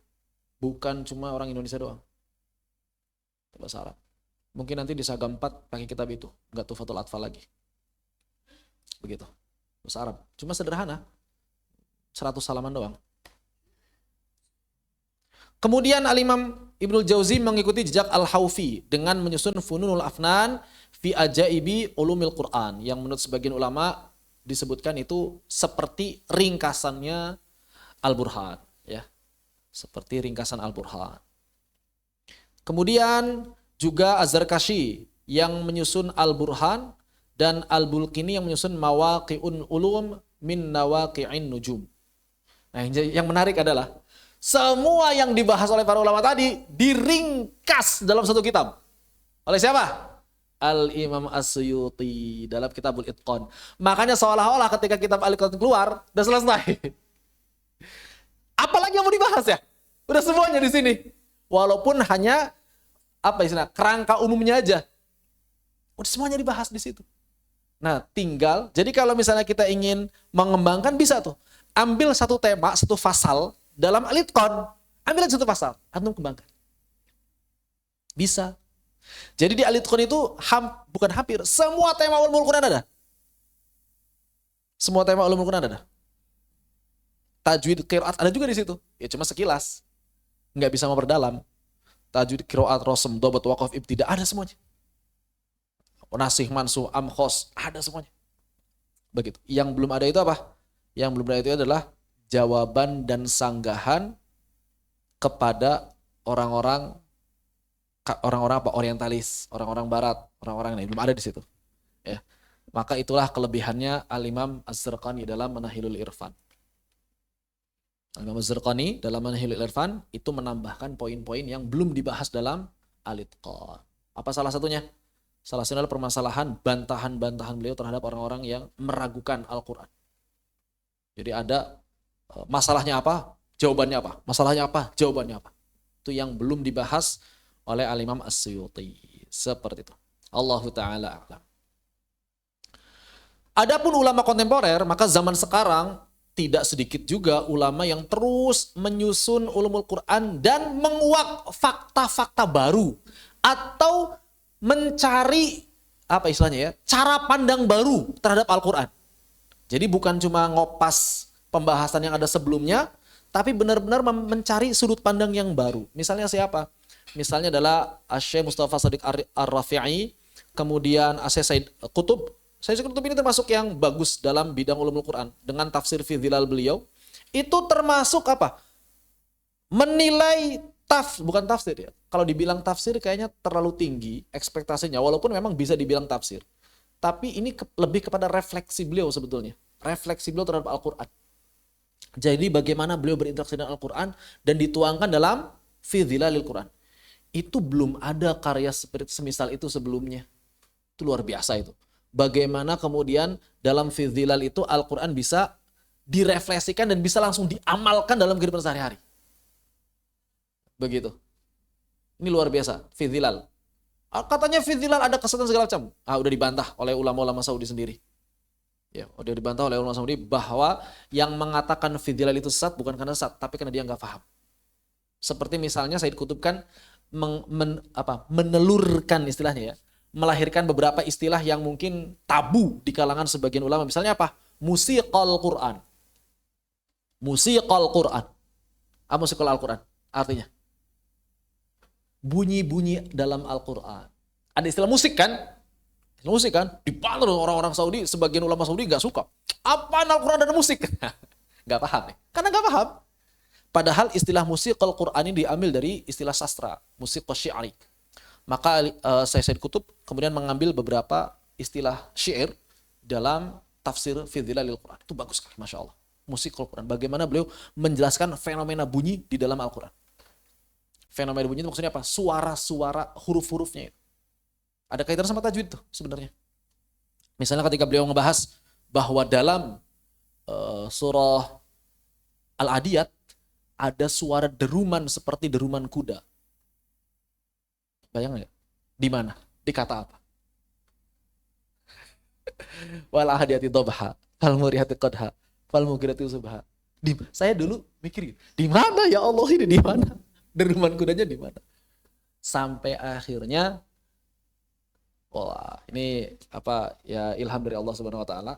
Saya baca wasol ayat tersebut. Wal adiyati dhabha. Di situ deruman kudanya. Fal muriyati qadhan fal mughirati subha. Inilah yang dimaksud suara deruman kuda yang disebutkan oleh Said Qutb. Bahwa ketika kita baca wasal, ada suara deruman yang Allah ingin menggambarkan demikianlah semangat kuda itu, deruman-deruman kuda itu. Di situ. Terus di ayat yang lain juga disebutkan. Luar biasa. Kemudian ketika membahas Al-Ikhlas, walam yakul lahu kufuwan ahad. Ini gaya tulisan walam yakul lahu kufuwan ahad, ini gaya tulisan yang jarang dilakukan oleh orang-orang Arab. Susunan itu bukan susunan biasa orang-orang Arab lakukan. Ada orang Arab yang begitu, tapi jarang. Kenapa? Karena susunan yang paling umum itu adalah walam yakun lahu kufuwan. Walam yakun lahu ahadun kufuwa. Begitu susunannya itu. Walam yakun lahu ahadun kufuwa. Itu susunan paling umum. Tapi Allah balik susunannya. Dalam rangka apa? Menyelaraskan bunyi. Qul huwallahu ahad. Allahus samad. Lam yalid walam yulad. Walam yakul lahu kufuwan ahad. Ini luar biasa. Itu fenomena bunyi. Musiqal Quran. Itu yang jarang dibahas di kitab-kitab tafsir sebelumnya. Bahas oleh beliau. Begitu ya. Kemudian Muhammad Mustafa Al-Maraghi, cuma banyak yang mengkritik tafsiran Al-Maraghi karena cenderung akliyun. Katanya terpengaruh Mu'tazilah beliau ini, tapi enggak sampai Mu'tazilah sebetulnya ya. Cuma banyak tafsiran yang mengedepankan akal lah. Begitu. Tafsir Al-Maraghi. Ini dipakai sama teman-teman kita di Persis. Maraghi ini. Muhammad Abdullah Darraz, kemudian Jamaluddin Al-Qasimi. Ini banyak menulis kitab Ulumul Quran, Muhammad Az-Zarqani atau Zurqani. Kemudian Subhi Sholih juga punya kitab Ulumul Quran, Man'ul Qatan, dosen di Saudi yang mabahith fi Ulumul Quran ini termasuk salah satu kitab fenomenal yang biasanya menjadi kitab wajib di universitas-universitas IAT, jurusan IAT. Itu pasti ngebahas mabahith fi Ulumul Qurannya Man'ul Qatan. Dan ini yang menarik, Dr. Ghanim Qadduri Al-Hamad, beliau punya kitab judulnya Abhath fi Ulumil Quran. Saya pikir antum harus punya kitab itu, minimal harus baca kalaupun nggak punya. Abhath fi Ulumil Quran. Kenapa? Karena di sana beliau banyak menguak hal-hal baru yang belum ditemukan oleh para ulama sebelumnya. Termasuk apa? Termasuk permasalahan Imam Hafs yang kata sebagian ulama itu dhaif. Pernah dengar? Imam Hafs itu dhaif dalam hadis? Pernah dengar nggak? Ya, pernah dengar ya?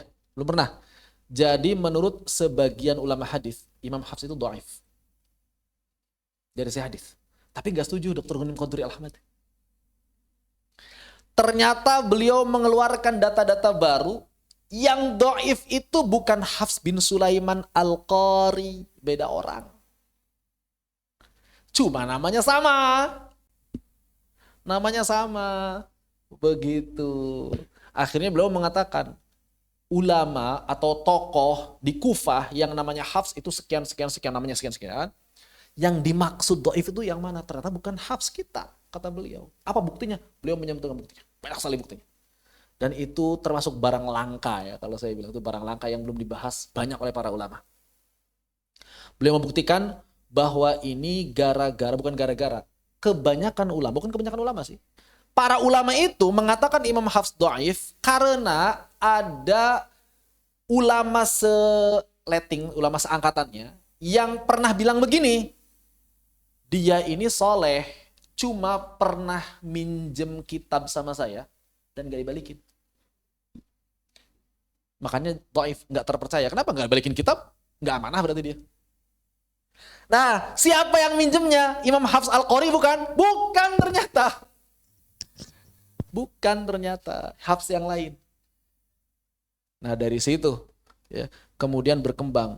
Dan Dr. Ghanim Qadri Al-Ahmad berhasil membuktikan bahwa tidak ada satupun ulama yang mengatakan Imam Hafs Al-Qari itu dhaif secara langsung, nggak ada. Kecuali menyandarkan tadi pada masalah itu. Masalah ulama yang membicarakan itu. Nggak ada yang bilang benar-benar ulama Imam Hafs itu dhaif karena lemah hafalan, nggak ada. Yang begitu nggak ada. Karena kurang soleh, nggak ada. Imam Hafs itu dhaif karena yang disebutkan oleh ada ulama sekian. Ulamanya dari mana? Nah, gara-gara tadi ada ulama seangkatannya yang mengatakan Imam Hafs itu pernah pinjem buku tapi nggak mengembalikan. Ternyata bukan Hafs Al-Qari. Begitu. Makanya kalau misalnya masih ada yang bilang bahwa Imam Hafs ini dhaif, wah berarti harus dikasih tahu. Kan. Makanya ketika saya baca itu, Masya Allah, ketemu juga jawabannya. Udah. Ya.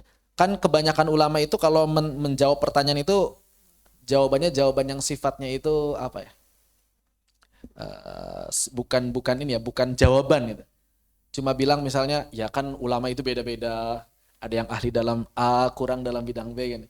Imam Hafs ahli dalam Al-Quran, kurang dalam hadis, begitu kan? Biasanya padahal enggak ada satu ulama pun yang benar-benar dengan tegas mengatakan Imam Hafs ini dhaif hadis, enggak ada. Bukan rata-rata, semua ulama yang mengatakan Imam Hafs dhaif itu bersandar pada tadi. Ucapan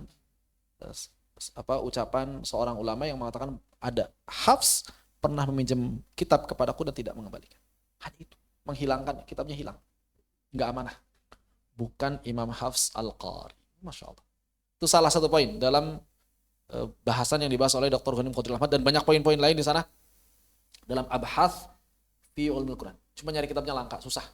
Saya aja nyari nitip teman di Mesir itu sampai berbulan-bulan. Saat masih butuh enggak? Mau cariin lagi? Di pameran enggak ada. Sampai lama itu, berbulan-bulan. Sampai akhirnya dia ngirim, Saat ada nih, jadi enggak? Enggak jadi. Kirim di Mesir. Begitu. Abhath fi ulumil Quran. Masya Allah. Dan dia punya banyak kitab yang lain yang membahas juga perselisihan para ulama dalam bidang tajwid dan qiraat. Itu bagus juga. Walaupun enggak semua bahasan beliau kesimpulannya saya sepakati. Dalam masalah ikhfa saya enggak sepakat sama beliau. Ya. Tapi dalam banyak hal beliau punya cara pandang yang menarik. Ketika melihat ulumul Quran, melihat qiraat dan melihat tajwid. Begitu. Itu cara pandang yang menarik. Saya rekomendasikan kitab-kitabnya Dr. Ghanim Qadri Al-Ahmad. Kalau antum ingin memperdalam tajwid, qiraat dan ulumul Quran secara umum, baca aja semuanya. Kitab-kitabnya Dr. Ghanim Qadri. Beliau juga punya kitab fonetik, ilmu aswat dalam bahasa Arab, itu juga sangat bagus. Begitu. Termasuk multitalenta lah. Ahli qiraat, ahli tajwid, ahli ulumul Quran, ahli fonetik, ahli bahasa, ahli lughah. Sehingga bernas ya istilahnya. Si pembahasannya itu enak.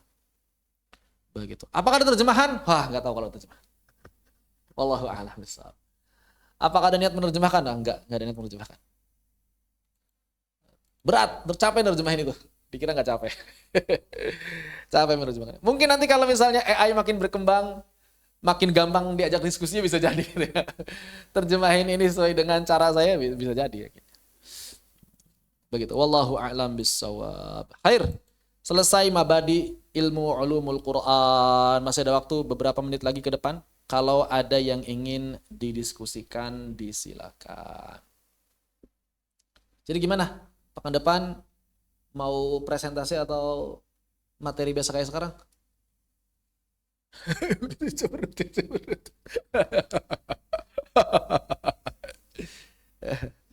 Ya nggak apa lah. Nanti kalau misalnya materi dari saya selesai dan masih ada waktu sebelum akhir semester, berarti sisanya dipakai presentasi. Kalau ini udah selesai dan masih ada waktu. Tapi kalau misalnya selesainya pas di akhir semester ya sudah berarti gitu ya. Jadi nanti presentasi kalau misalnya ada ya antum siapin aja satu tema dalam ulumul Quran. Ulumul Quran banyak ya. Antum siapkan saja satu tema yang bisa dipresentasikan. Afdolnya yang menarik tapi nggak harus, yang antum mampu saja. Jadi cari tema yang paling antum mampu. Nggak mesti yang menarik dulu, cari yang paling antum mampu. Dari tema-tema yang ada yang antum mampu, cari yang paling menarik. Dan kalau memang memungkinkan bisa melahirkan apa istilahnya? Melahirkan kesimpulan baru, itu luar biasa. Setidaknya itu tema yang diangkat itu misalnya ngebahas perselisihan para ulama. Terus jawabannya apa? Itu yang paling menarik itu begitu biasanya. Ada masalah dulu gitu. Masalahnya apa? Solusinya apa? Silakan dibahas. Begitu. Wallahu a'lam bissawab. Tadi saya pagi itu ngebahas apa ya? Masalah mad. Masalah mad ini kan para ulama harokat itu beda-beda. Ini sebagai contoh ya. Harokat itu kan istilahnya zaman dulu istilah harokat pakai istilah apa? Qadro alif, alifat, ya kan? Alifat, kemudian alifan, 2 alif, 1 alif, ya, arba alifat. Ini kan nggak jelas. Alifat itu apa sih? Alif ini apa sih artinya? Berapa harokat sih 1 alif? Berapa harokat 1 alif? Kan beda-beda ya para ulama. Ini kan sebetulnya bisa tuh. Al-alifat inda ulama itajudul qiraat, misalnya gitu kan.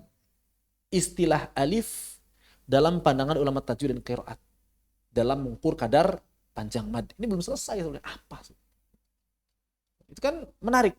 Ya cuma kayaknya berat, harus cari nelusuri kitab-kitab zaman dulu karena itu fenomenanya fenomena zaman dulu.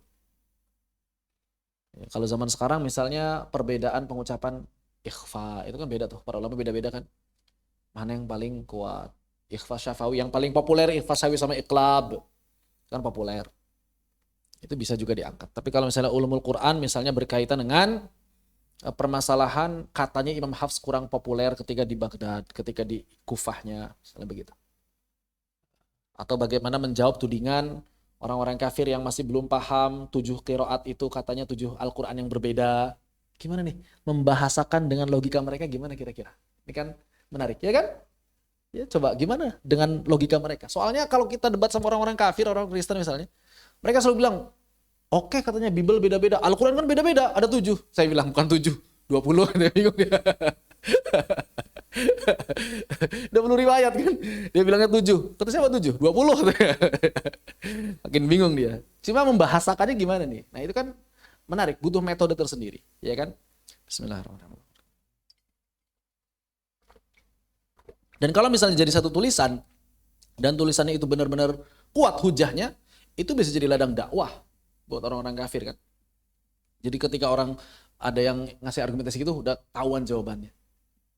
Begitu. Atau misalnya tuduhan Al-Quran itu nyontek. Tuduhan Al-Quran itu nyontek kan. Nyontek dari kitab A, kitab B, nyontek dari kitab C. Bagaimana cara menjawabnya?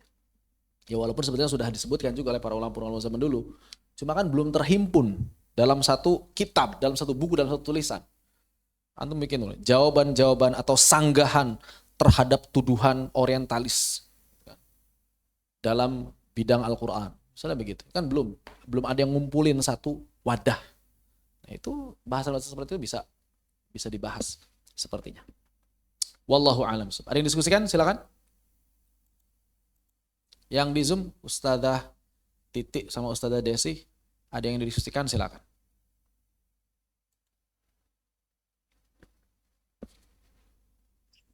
Aku jadi Ustaz tadi masuknya telat.